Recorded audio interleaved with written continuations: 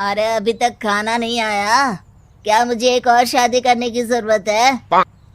नहीं जी नहीं, ऐसा मत करना, वरना मैं कहाँ जाऊंगी। खाना लेकर मैं अभी आई जी। गांव की पंचायत में भी फैसले हमेशा औरतों के खिलाफ ही रहते। मैं जो फैसला सुनाता हूँ वो भगवान की आज्ञा होती है। इस लड़के ने अपने मन से शादी करके अच्छा नहीं किया। लड़के को घर भेज दो और इसकी शादी इसकी जाति की किसी लड़के से करवा दो। लेकिन ये लड़की, इसे तो गांव के बाहर निकाल दो।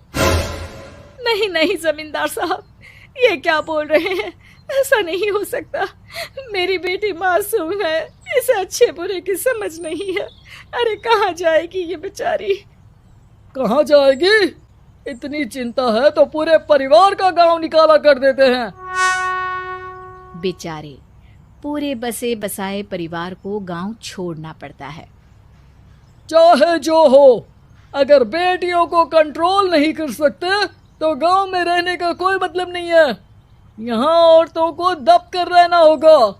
कोई भी अपने हिसाब से कुछ नहीं कर सकता, सब ईश्वर की मर्जी से ही होगा। तभी गांव का एक आदमी दौड़ा दौड़ा आता है। सरपंच साहब, जमींदार साहब, वो कालिया है ना, उसकी बेटी पढ़ने के लिए शहर जा रही है। अच्छा, ये कब हो गया? और कालिया की हिम्मत कैसे हो गई ऐसा करने की? लेकर आओ उसे और उसकी बेटी को। बस फिर क्या था, हाजिर हो जाते हैं कालिया और उसकी बेटी सरपंच के सामने। अरे कालिया, ये क्या सुनने में आ रहा है? बेटी को इंजीनियर बना रहा है तू?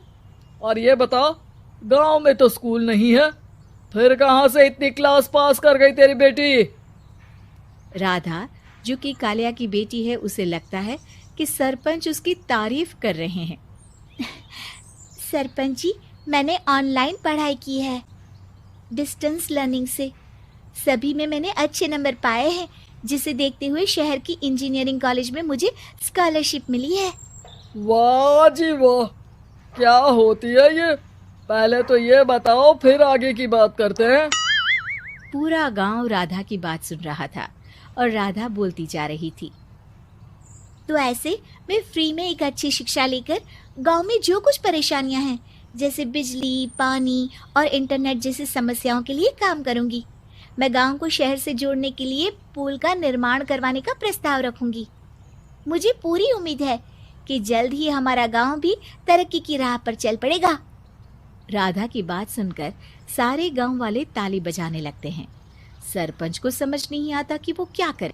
चुप रह नादान लड़की, गांव के खिलाफ जाने के लिए तुझे गांव से बेदखल कर दिया जाएगा, वो भी पूरे परिवार के साथ। और हाँ, अगर ठीक से गांव में रहना चाहती है तो ये पढ़ाई लिखाई छोड़ दे।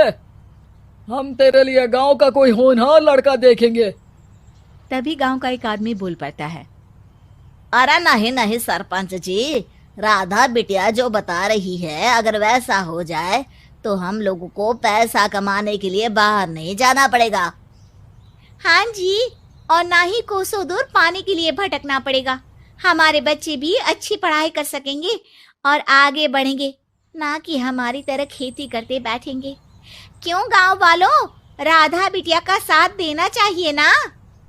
सरपंच देखता है कि गांव राधा के साथ है तो वो चुप हो जाता है। वो घर आकर अपने सलाहकार से बात करता है, जो बहुत ही चालाक किस्म का इंसान होता है। अरे सरपंच साहब, आपको बहुत ही होशियारी से काम लेना पड़ेगा। एक बार गांव तरक्की कर गया, यहाँ के बालक पढ़ लिए तो कोई ना पूछेगा आपको। और फिर ये जो बेटा और बेटी है ना आपके, इनको भी आम लोगों की तरह ही जीवन जीना होगा। हाँ, लेकिन करे तो क्या करे? वो ना आप मुझ पर छोड़ दीजिए, बस मैं जैसा बोलूं करते जाइए। अगले रोज सुबह जब गांव वाले सोकर उठते हैं तो राधा के घर के बाहर और साथ ही वो लोग जिन्होंने राधा का सपोर्ट किया था, उनके घर के आगे लाल रंग से कल आऊंगी लिखा होता है। कल आऊंगी? यह क्या होता है? अरे यह तो खून से लिखा है, लगता है कोई भूत प्रेत या चुड़ैल का साया है। चलो सरपंच जी के पास चलते हैं। सभी सरपंच के पास जाकर उसे सारी बात बताते हैं। अरे ये तो बड़ी मुश्किल की बात है। चलो मैं एक बाबा को जानता हूँ, उन्हें बुला लेता हूँ। सरपंच बाबा को लेकर गांव के घर के बाहर जाता है। ओहो, तो ये वो चुड़ैल है जो उन लोगों को निशाना बनाते हैं जो गांव को बदलने का सपना देखते हैं। वो गांव को ऐसे ही संपन्न देखना चाहती है, वो नहीं चाहती कि कोई बाहरी यहाँ का कायाकल्प करे। क्या तुम लोगों में से किसी ने गांव को बदलने की सोच रखी है? तभी राधा की माँ रोते रोते आती है। मेरी राधा घर से गायब हो गई है।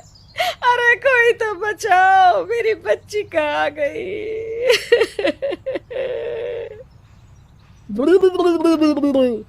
ले गई वो चुड़ैल, तेरी बच्ची को ले गई। अब वो उसे श्रापित करके छोड़ेगी, उस पर चुड़ैल का साया हो जाएगा। तभी बुरी सी हालत में राधा भी वहां आ जाती है। उसके बाल चुड़ैल की तरह फैले होते हैं और कपड़ों में खून लगा होता है। सभी राधा को देखकर डर जाते हैं। माँ, पता नहीं मुझे कौन उठा कर ले गया था। अरे दूर दूर हो जा चुड़ैल, अब हम लोग इस गांव में नहीं रुकेंगे। अरे कैसी बातें कर रहे हैं आप? कल तो आप मेरे भरोसे गांव का हुलिया बदलने, अपने बच्चों को पढ़ाने और तरक्की उन्नति की बात कर रहे थे, तो आज क्या हो गया आपको? ये फिर तुम लोगों को बहकाएगी। ये चुड़ैल गांव में आ चुकी है, ऐसे ही ये तुम्हारे घर के बच्चों को भी ले जाएगी। गांव वाले राधा को गांव से बाहर निकाल देते हैं। उसके माँ बाप रोते रहते हैं, लेकिन गांव वाले नहीं मानते। मैं भी अपनी बहन के साथ गांव के बाहर रहूंगा, लेकिन वो पढ़ाई नहीं छोड़ेगी। वहीं सरपंच के घर पर सलाहकार कहता है। देखा, सांप भी मर गया और लाठी भी नहीं टूटी। लेकिन अगले ही दिन सरपंच के घर के बाहर भी वही शब्द लिखे होते हैं। और फिर सरपंच की बीवी कहती है, हमारी बेटी को किसी ने अगवा कर लिया है। तभी राधा का भाई वहां आ जाता है। अरे गांव वालों, मैंने सरपंच जी की बेटी को देखा था। वो चुड़ैल उसे उठाकर ले जा रही थी। अरे क्या मजाक कर रहे हो? नहीं नहीं सरपंच जी, आप नहीं जानते। वो चुड़ैल अब आपकी बेटी में आ जाएगी, जैसे राधा के अंदर आ गई थी। तभी सरपंच की बेटी वैसी ही हालत में वहां आती है जैसे राधा आई थी। पापा, पता नहीं कैसे मैं गायब हो गई थी। चुड़ैल, इसके अंदर भी चुड़ैल का साया है, मारो इसे। अरे नहीं नहीं, इसे भी राधा के पास गांव के बाहर ही भेज दो। अरे चुप रहो, मेरी बेटी कहीं नहीं जाएगी और चुड़ैल बुड़ैल कुछ नहीं होता है। अरे कैसे बात कर रहे हो सरपंच जी? आप तो बोल रहे थे कि आपका फैसला भगवान का ज्ञान होता है, तो अपने पर बात आई तो अब आप ऐसे बोल रहे हैं। अरे ना ना ना, आपको अपनी बेटी को त्यागना ही होगा। अरे बुलाओ बाबा को। राधा का भाई बाबा को ले आता है, जिसे अब गांव वालों के डर के कारण सच बोलना पड़ता है। मैं कोई बाबा नहीं हूँ, मैं तो मोची था। ये सलाहकार महोदय ने मुझे कहा था एक्टिंग करने को। अब वो मुझे पैसे देने वाले हैं। अब मुझे माफ कर दो। गलती हो गई, मुझे माफ कर दो। तभी वहां राधा आ जाती है। देखा सरपंच जी, जब गांव के बच्चे साक्षर होंगे तो आप जैसे लोगों की चालाकी नहीं चलेगी।